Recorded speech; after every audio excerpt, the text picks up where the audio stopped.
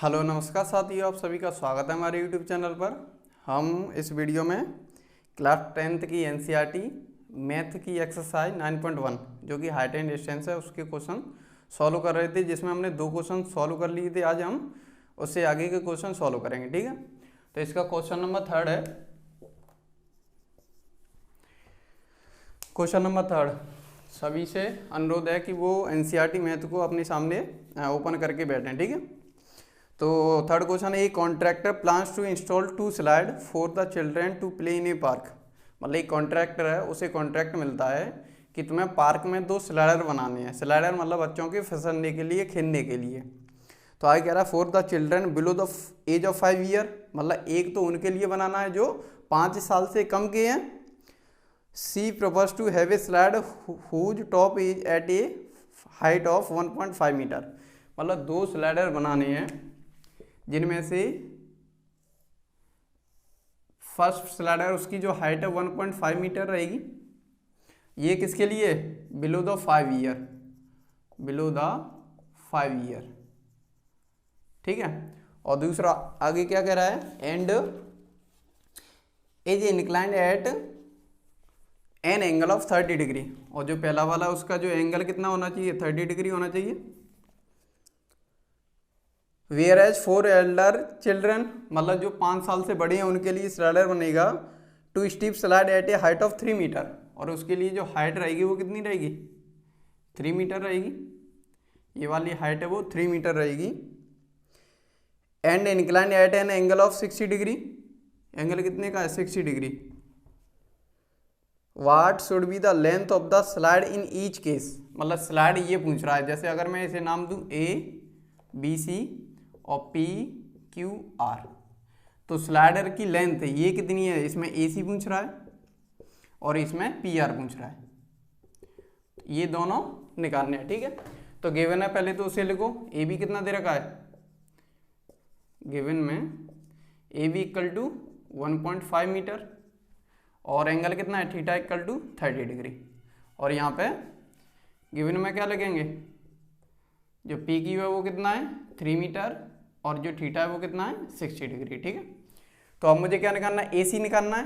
तो एसी के लिए मैं क्या करूँगा, मेरे पास एंगल के सामने परपेंडिकुलर और ये हाइपोटेनस, ये बेस है, तो मुझे हाइपोटेनस चाहिए। तो मैं इसमें लगाऊंगा साइन। तो इन ट्राइंगल ए बी सी, तो क्या हो जाएगा? Sine theta equal to perpendicular upon hypotenuse. तो यहाँ से क्या हो जाएगा? साइन 30, थीटा वैल्यू 30, परपेंडिकुलर क्या है इसमें? ए बी अपॉन हाइपोटेनस क्या है? ए सी। तो साइन 30 की वैल्यू कितनी हो जाएगी? 1/2 इक्वल टू ए बी की वैल्यू 1.5 अपॉन ए सी। तो यहाँ से ए सी कितना हो जाएगा? क्रॉस मल्टीप्लाई करेंगे तो ए सी का 1 में होगा तो ए सी, और 2 का 1.5 में होगा तो 3 मीटर। तो पहले वाले के लिए स्लाइडर की लेंथ है वो तो 3 मीटर आएगी, और दूसरे वाले के लिए देखते हैं कितनी आएगी।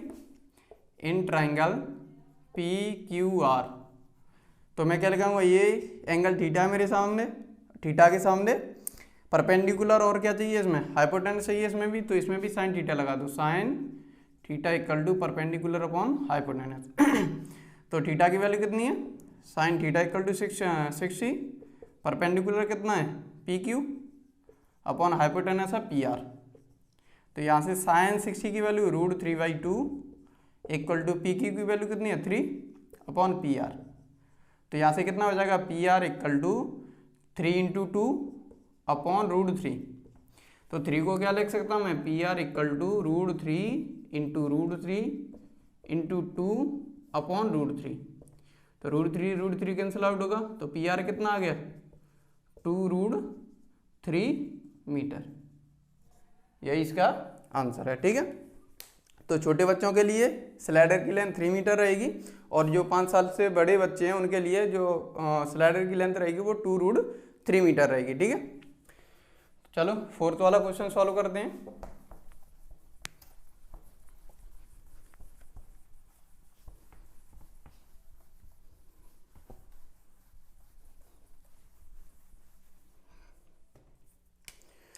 फोर्थ वाला क्वेश्चन है, the angle of elevation of top of A tower from A point on the ground. देखो फोर्थ वाले क्वेश्चन में कह रहा है कि एक कोई टावर है, टावर के टॉप से और ग्राउंड पर जो एंगल बन रहा है वो कितने का है, which is 30 metre away from the foot of the tower. मतलब ये जो पॉइंट है इसकी जो दूरी दे रखी है वो कितनी है, 30 मीटर है। Which is 30 metre away from the bottom of tower, मतलब जहाँ से टावर का बॉटम है वहाँ से जहाँ एंगल बनेगा उसके बीच की दूरी 30 मीटर है। और एंगल कितने का बन रहा है, इज 30 डिग्री, और एंगल जो है वो 30 डिग्री का एंगल है। Find the height of the tower. अगर मैं इसे ए बी सी मानूँ तो मुझसे क्या पूछ रहा है, ए बी मुझे निकालना है। तो इसके लिए पहले गिवन में क्या दे रखा है, गिवन एक तो थीटा इक्वल टू 30 डिग्री है और दूसरा क्या दे रखा है, B C equal to 30 metre. मुझे क्या चाहिए, ए बी निकालना है। तो मैं इसमें ट्रायंगल कौन सा लगाऊं, in triangle A B C, in triangle A B C, angle angle के सामने परपेंडिकुलर और बेस। तो क्या चाहिए, परपेंडिकुलर बेस के कौन सी रेशियो में आएगा, 10 में। तो मैं लगाता हूँ tan theta equal to perpendicular upon base, theta की वैल्यू 30, तो tan 30 इक्वल टू परपेंडिकुलर क्या है, ए बी अपॉन बेस क्या है, बी सी। तो tan 30 की value 1/√3 equal to A B की वैल्यू गिवन है, नहीं ए बी तो निकालना है मुझे, तो A B upon B C की वैल्यू 30 मीटर है। तो यहाँ से ए बी कितना हो जाएगा, ए बी इक्वल टू 30/√3। इसे लिख सकता हूँ मैं ए बी इक्वल टू 10 × 3/√3।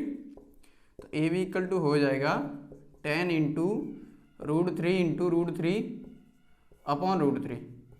तो √3 कैंसिल आउट होगा, तो ए बी इक्वल टू कितना हो जाएगा, 10√3 मीटर। यही इसका आंसर है, ठीक है।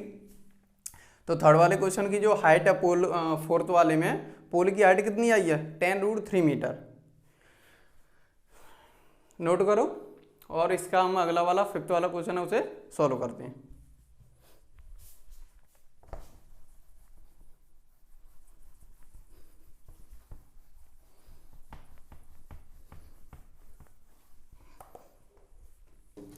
फिफ्थ वाला क्वेश्चन है, a cart is lying at a height of 60 metre from above the ground.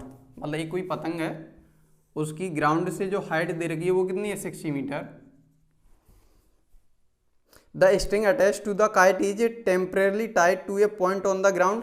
अब यहाँ पे जो पतंग है, काइट है, वो 60 मीटर ऊंचाई पर है और उसे एक पॉइंट से क्या कर रखा है, जोड़ रखा है। फिर क्या आगे कह रहा है, the inclination of the string with the ground is 60 degree, और जो एंगल बन रहा है वो कितने का है, 60 डिग्री का है। Find the length of the string. अगर मैं इसे ए बी सी मानूँ तो इसमें ए सी जो है वो क्या है, लेंथ ऑफ स्ट्रिंग है, मतलब जो धागा है उसकी जो लेंथ है वो ए सी है और वही मुझे निकालनी है। और आगे कह रहा है, assuming that there is no slack in the string, मतलब यहाँ पे जो धागा है उसमें कहीं पे भी सिकुड़न नहीं है। तो चलो सॉल्व करते हैं। गिवन में क्या दे रखा है, गिवन में एक तो थीटा इक्वल टू 60 डिग्री है और दूसरा A B equal to 60 metre है। मुझे क्या चाहिए, ए सी चाहिए। तो मैं लगाता हूँ इन ट्राइंगल ए बी सी। तो थीटा, थीटा के सामने परपेंडिकुलर और ये हाइपोटेनस, यही तो निकालना है मुझे। तो लगाऊंगा मैं sine theta, sine theta equal to formula perpendicular upon hypotenuse. Sine theta की वैल्यू कितनी है, 60, साइन 60 इक्वल टू परपेंडिकुलर कितना है, ए बी अपॉन हाइपोटेनस है ए सी। सो साइन 60 की value √3/2 equal to A B की वैल्यू 60 अपॉन ए सी मुझे निकालना है। तो यहाँ से क्रॉस मल्टीप्लाई करेंगे तो कितना हो जाएगा, √3AC इक्वल टू 120। तो यहाँ लिखूंगा मैं AC इक्वल टू 120 को लिखूंगा मैं 40 × 3 अपॉन √3। तो AC इक्वल टू हो जाएगा 40 × √3 × √3, क्योंकि 3 को मैं √3 × √3 लिखूंगा अपॉन √3। √3 कैंसिल आउट, AC कितना आ गया, 40√3 मीटर। तो पतंग जिस धागे से बंधी हुई है उस धागे की जो लेंथ है वो कितनी आई है, 40√3 मीटर। ठीक है, तो 40√3 मीटर इसका आंसर हो जाएगा। ये कौन सा क्वेश्चन था? क्वेश्चन नंबर 5 था ये वाला। तो नोट करो और हम क्वेश्चन नंबर 6 सॉल्व करते हैं।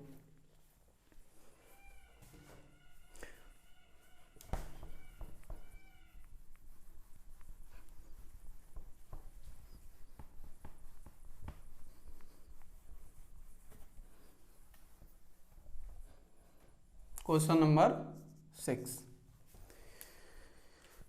क्वेश्चन नंबर 6 है, A 1.5 meter tall boy is standing at some distance from a 30 meter tall building। देखो क्वेश्चन में कह रहा है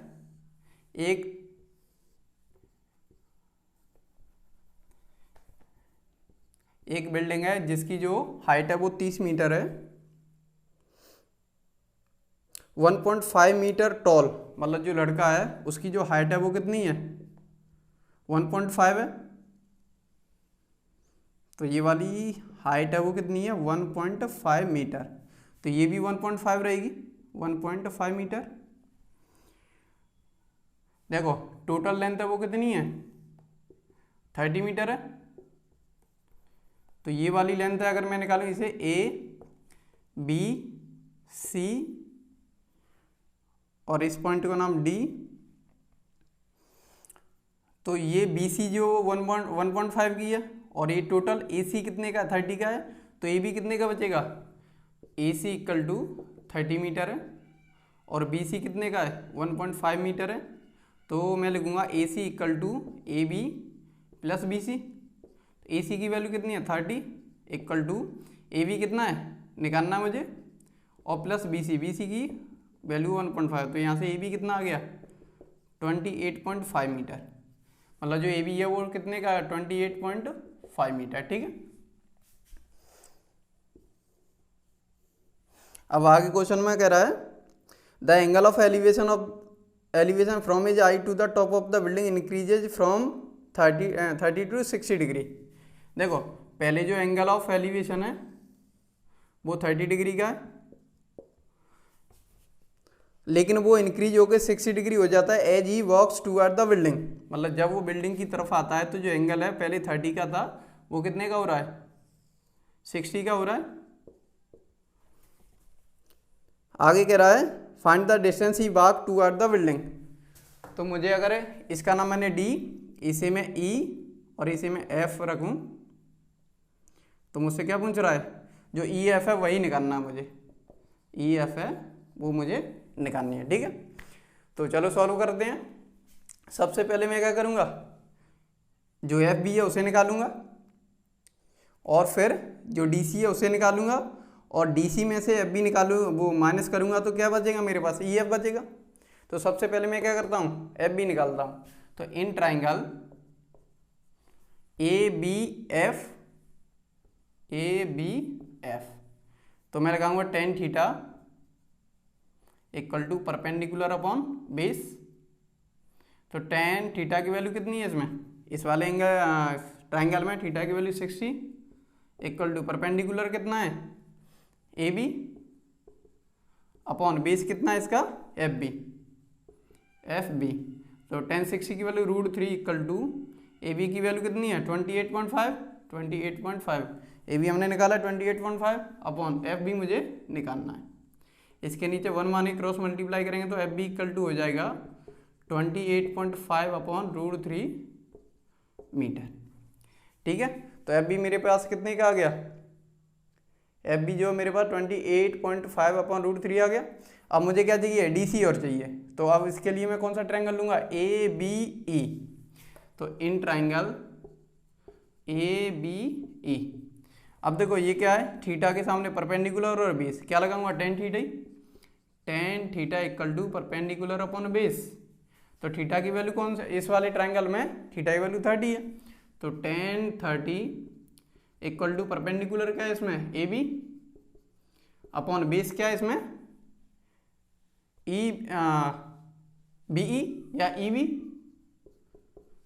तो tan 30 की वैल्यू 1/√3 इक्वल टू AB की वैल्यू 28.5 अपॉन BE मुझे निकालना है। तो यहाँ से जो BE है वो कितने का आ गया, क्रॉस मल्टीप्लाई करेंगे तो 28.5 √3 मीटर। ठीक है, तो मेरे पास FB आ गया, मेरे पास क्या आ गया, BE आ गया। तो अब मैं लिखूंगा BE इक्वल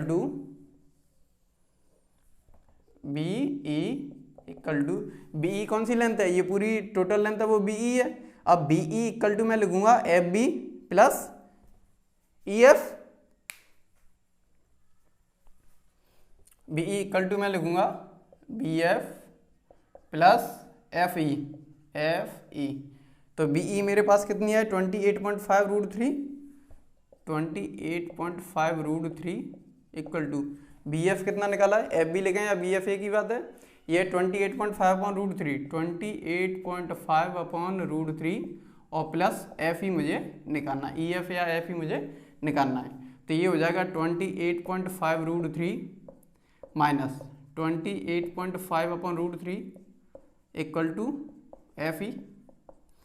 तो इसके नीचे 1 मान के एलसीएम लेंगे, कितना √3 एलसीएम आएगा, 1 का डिवाइड √3 में करेंगे तो √3 आएगा, √3 का मल्टीप्लाई जब इसमें करेंगे तो कितना हो जाएगा 28.5 इंटू 3 हो जाएगा, 28.5 इंटू 3, क्योंकि √3 का √3 में मल्टीप्लाई होगा तो रूट हटेगा और माइनस ये कितना हो जाएगा 28.5 इक्वल टू FE। तो यहाँ से मैं 28.5 कॉमन निकालता हूँ, 28.5 कॉमन निकालूंगा तो यहाँ कितना बचेगा 3 और यहाँ कितना बचेगा 1 अपॉन √3 इक्वल टू FE। तो ये कितना हो जाएगा 28.5 into 3 - 1 2 upon √3 equal to FE। तो 28.5 इंटू 2 करेंगे तो कितना हो जाएगा 57 अपॉन √3 इक्वल टू FE। तो इसे मैं लिख सकता हूँ FE equal to 19 into 3 upon √3। तो ये √3 से √3 टाइम्स जाएगा तो कितना हो गया FE इक्वल टू 19 √3 मीटर। तो ये जो लड़का है वो E पॉइंट से F पॉइंट तक जब चल के आया है तो उसने कितनी डिस्टेंस कवर किया, 19 √3 मीटर उसने डिस्टेंस कवर किया। तो आज की वीडियो में इतना ही रखते हैं, इससे आगे हम अगले वीडियो में सॉल्व करेंगे। तो जब तक के लिए धन्यवाद और जय हिंद साथियों।